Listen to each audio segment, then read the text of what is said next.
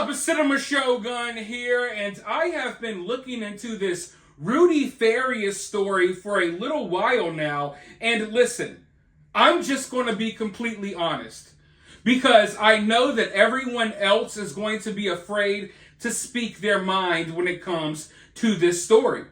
But after looking into it, nothing about this story makes any sense at all.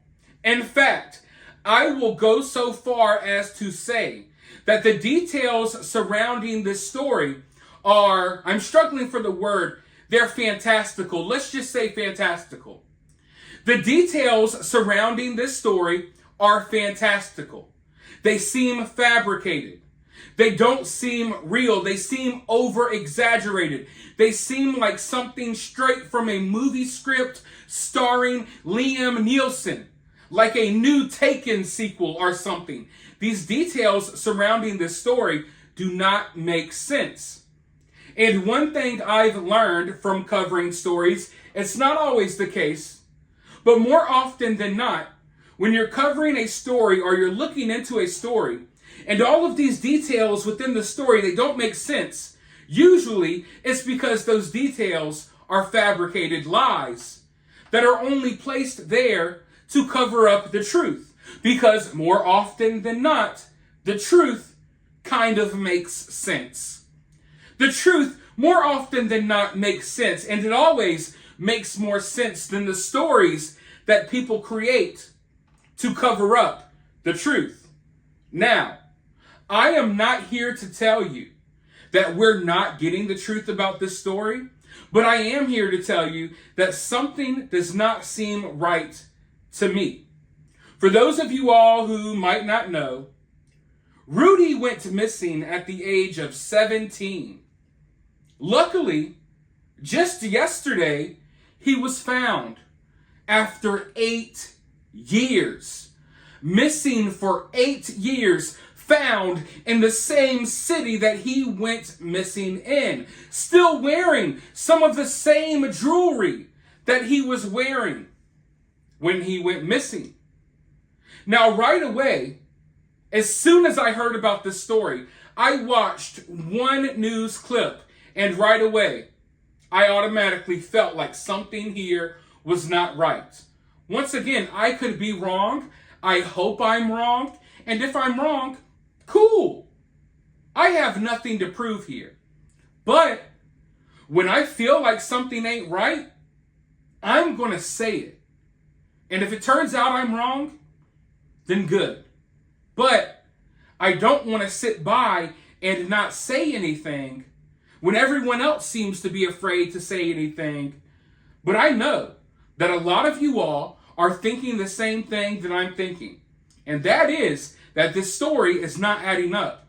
I cover stories about missing people all the time. We cover true crime stories all the time. And I'm not going to sit here and dumb down my own thought process in order to protect someone else's feelings. Because right away, this story gave me a weird feeling in my tummy tum-tum. And you know what? I try to follow my gut feelings. I follow them to Chick-fil-A, and I follow them when it comes to missing persons cases. However, in the news clip that I saw, Rudy's mother was afraid to show her face. Here we had a woman that was supposedly begging and pleading for someone to come forward with her child. She was desperately trying to find out where her child was. Her kid had been missing since 2015. But she did an interview with the news in 2017, refused to show her face, saying that it's because Rudy disappeared and it was suspicious. Therefore, she didn't want anyone to know her identity. Think about that. Your kid is missing, and what are you worried about? You're worried about covering up your identity? You don't want anyone seeing your face even though your kid's missing? What if someone finds your kid and wants to come forward to you with information, but you're in hiding for some reason? That right away was a huge red flag. Never in my history of looking into missing persons cases have I ever seen the mother of a missing child refuse to show her face on TV. I have watched cold-blooded murderers who have killed their own kids get up on TV, show their face, and pretend to wonder where their kids are. Yet this mother would not show her face. Now, I'm not saying that that means the mother is guilty, but I am saying that that means the mother maybe knows a little bit more than what we know. Because apparently she's afraid of something or someone. Now, as I'm sitting here questioning this story, I'm looking through different news articles. I see that extended family members of Rudy and of Rudy's mom, they're speaking out. And they're claiming that the mother had Rudy in hiding for 8 years. They're claiming that the mother is behind all of this. Now, before I even go forward reading these messages and comments, do not go harassing this woman. Do not go do anything distasteful. That's not what I'm calling for. I'm just looking for the truth. I'm just trying to figure out what really happened to Rudy. Because common sense tells me that we're not getting the full story and that something is really, really wrong here. But extended members of this family are pointing the finger at Rudy's mother. I have confirmed that these are not just random people on the internet. They are indeed Rudy's family members, and Rudy's mother confirmed it herself. But I want to show you all what they have been saying, because this is really concerning. A whole lot of questions. This is my little cousin. The family has so many unanswered questions. I'm grateful he is out of hiding, and this is public. I pray the light is shown and the truth is revealed soon. Love you, Rudy, and your brother Charles knows the truth. May God rest his soul. One day, baby cousin, these chains will be broken and justice will be served to those involved in this fabricated story that has shocked and made others believe something that was 100% that wasn't 100% real. Here comes another family member. Long story short, the mom had him in hiding. So yeah, he was never missing. Oh, and she spent all the money y'all sent for the GoFundMe. She is a compulsive liar who loves to fabricate stories. This boy needs help to escape from this sick individual he calls mom. Shaking my damn head. Someone else from the family speaks out. Finally, someone who gets it. Clap back. Reveal the truth. Justice for our little cousin Rudy. Louder for the people in the back. Now, I'm not sure if these claims are true or not. I have verified that they are part of Rudy's family. But those are some pretty bold claims to be throwing out there out of nowhere. And I find it interesting that it's not just one person. I've seen 3 family members so far, and I still got a lot of research to do on this story. I've already seen 3 family members that have come forward blaming the mother, saying that the mother had him in hiding or something of that nature. Now, Rudy's best friend died shortly before he went missing. His brother died. Father died. So I believe that Rudy and maybe his mother were like the only ones left in the household. I'm not so sure about the living situation.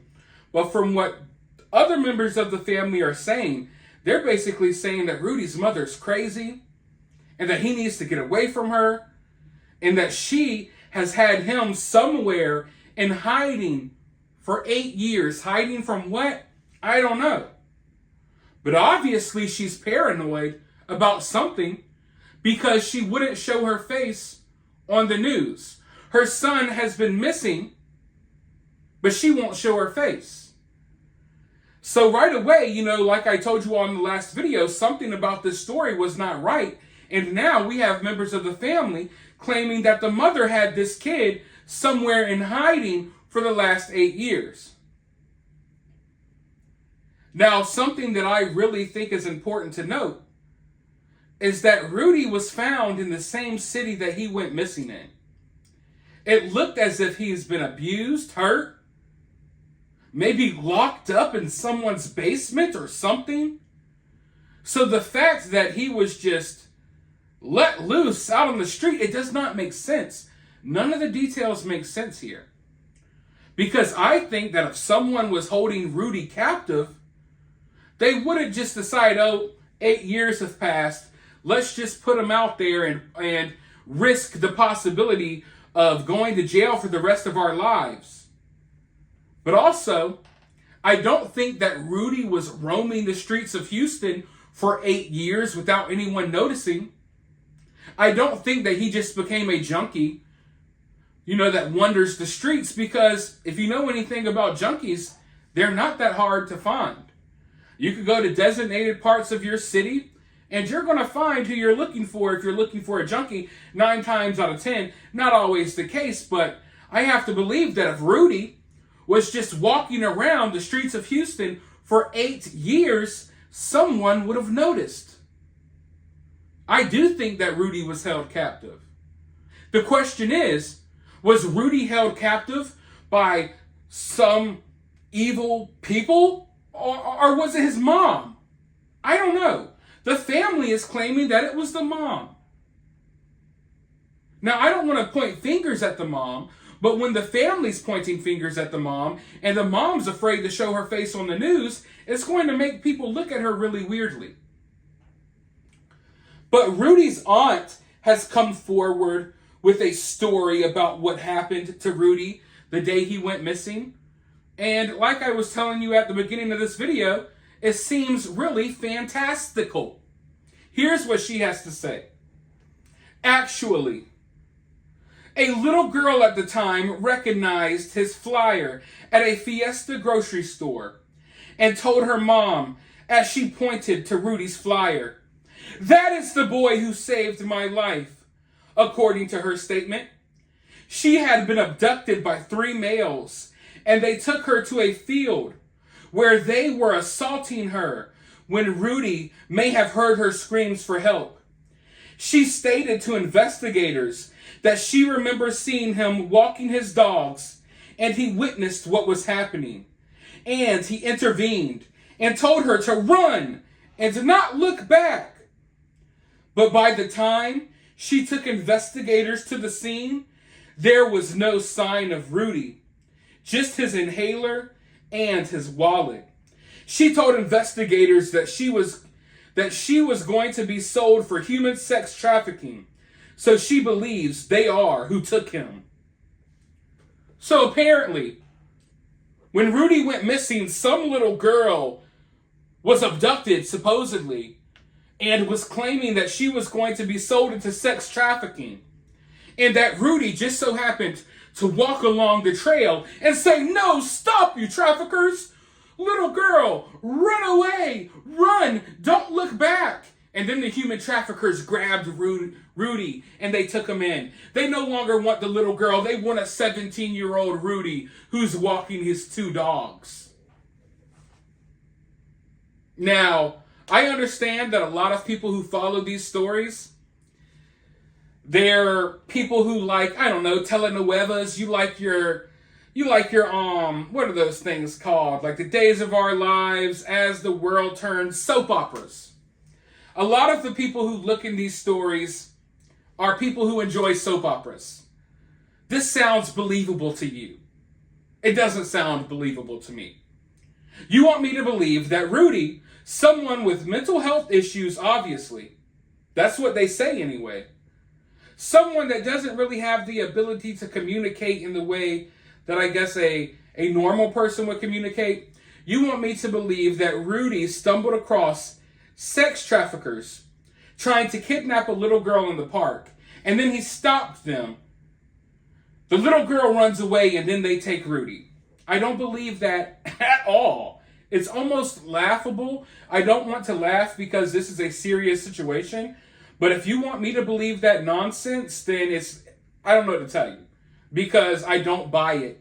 Not one single bit. Not even a fraction of a bit do I believe that Rudy was kidnapped by human traffickers who decided that they were going to keep him for 8 years after kidnapping him in a park when he messed up their mission to kidnap a little girl. So they kidnapped him, held him captive for 8 years, and then decided, you know what? We're going to release him right back in Houston, right where he went missing from.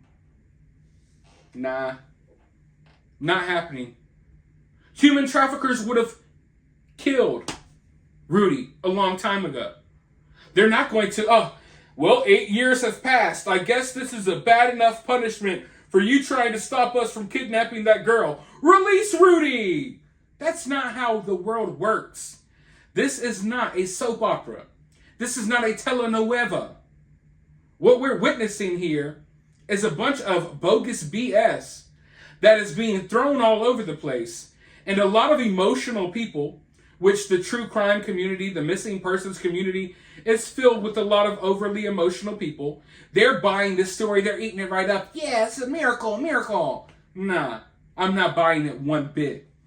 I also find it kind of odd that conveniently, the 2 dogs that Rudy was walking when he supposedly got violently kidnapped by traffickers, somehow conveniently, the dogs made it back home safe and sound that same day. Somehow conveniently, even though supposedly Rudy was violently kidnapped by traffickers, when he was found, he was still wearing his brother's necklace. So the traffickers let him keep his jewelry for 8 years? Never in the process of getting kidnapped, of getting trafficked, of Lord knows what happened to this kid, the necklace remained on his neck? Kind of weird.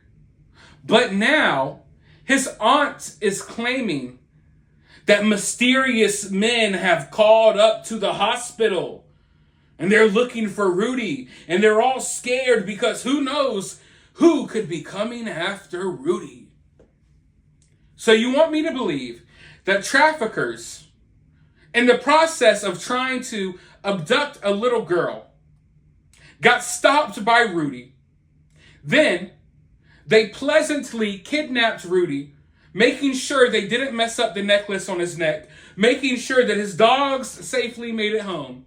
And then they kept Rudy for 8 years and then decided, we're going to drop Rudy off basically right where we got him from, and we're going to call it to the hospital. We're going to do whatever we can to incriminate ourselves. We want to get caught. Yeah, hospital, we know you got Rudy. This is not a movie, people. This is real life.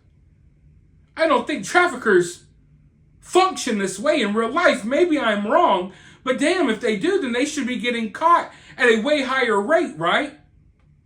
Either we're dealing with the dumbest traffickers to have ever trafficked.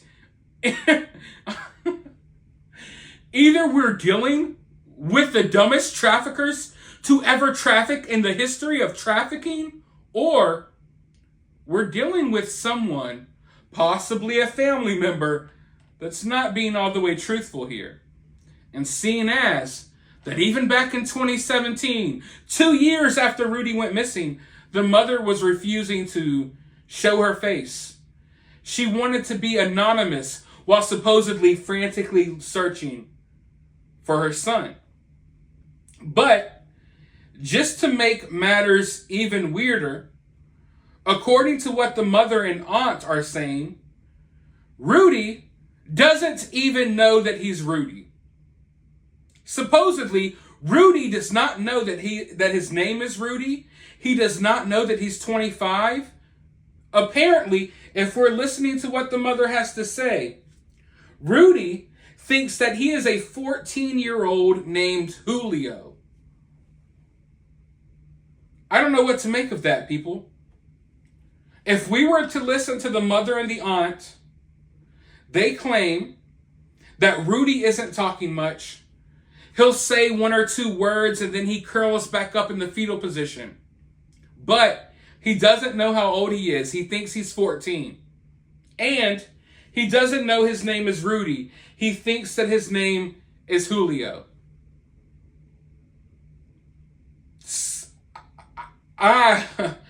As you can see, I don't know what to make of that. That sounds really creepy to me.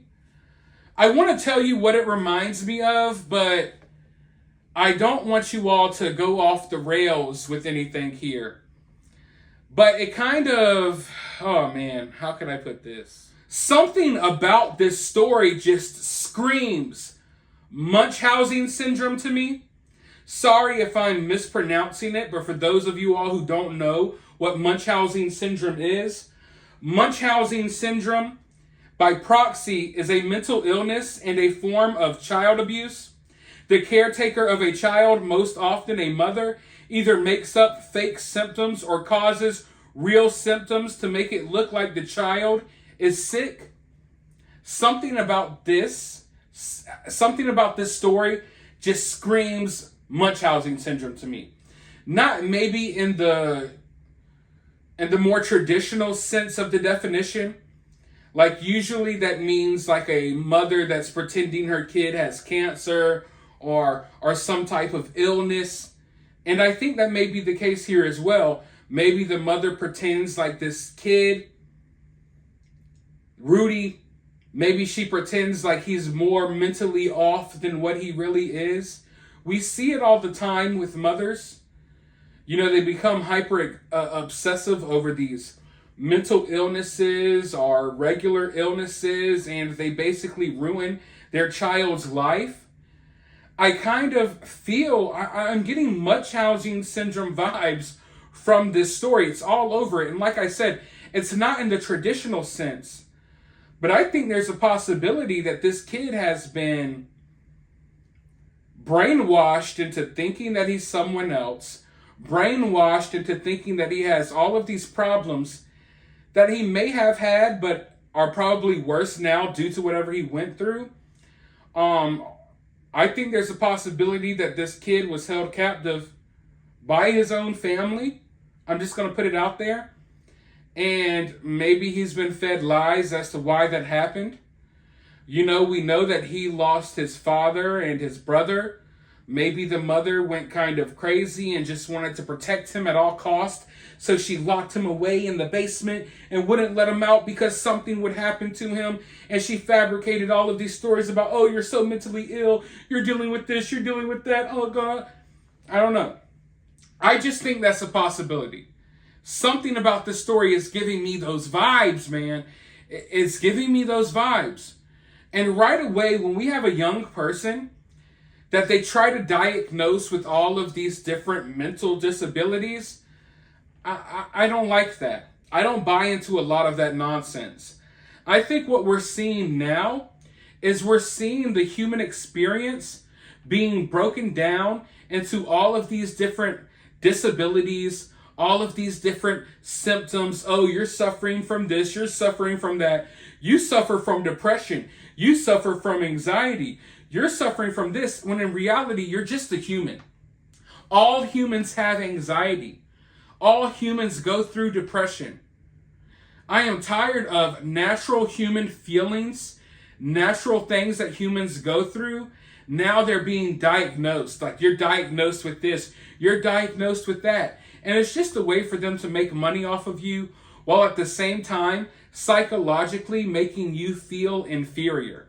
So when we have a 17-year-old and you're listing off 12 different things that is wrong with this 17-year-old, I don't really buy it. I think a lot of times people's families, more specifically, sometimes kids' mothers, really they hyper obsess over these things and they ruin their kids. Let's just be honest. But my mind is all over the place when it comes to this story. There's a lot of things that I still have to look into. At the time of this recording, I definitely don't buy the story that's out there. I'm not here to tell you that the mother's guilty or that this person's guilty. I don't know what's happening here, just like all of you all. Some of you all maybe think that we should wait longer to figure out what's going on before asking questions. We've waited 8 years. The kid was missing for 8 years. I think now is the time to ask these questions.